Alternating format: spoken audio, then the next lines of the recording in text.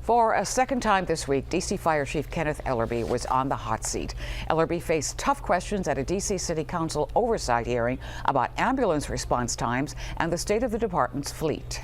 D.C. Bureau Chief Sam Ford is live in Northwest Washington with a reaction to today's hearing. Sam?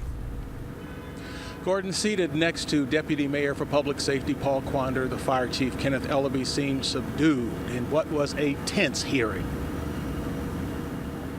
I regret that we sent inaccurate information to both the executive and legislative branches, and I accept responsibility. A defensive D.C. Fire Chief Kenneth Ellerby admitted an Inspector General's report was more accurate than his previous testimony to the council. For example, yes, the city had more than 100 ambulances, but fewer than half are functioning.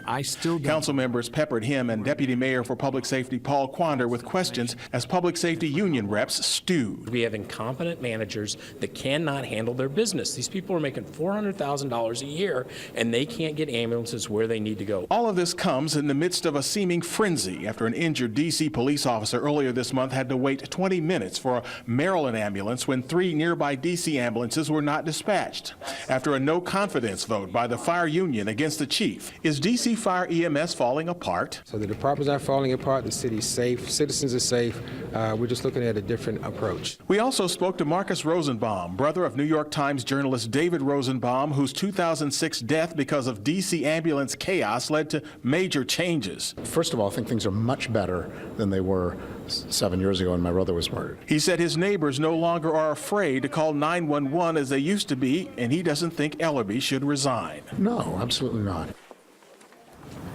A big issue in the hearing was the death on New Year's Day of a 71-year-old man who had to wait a long time for an ambulance.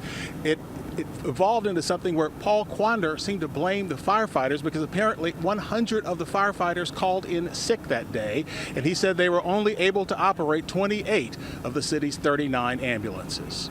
Reporting live from the John Wilson Building, Sam Ford, ABC 7 News.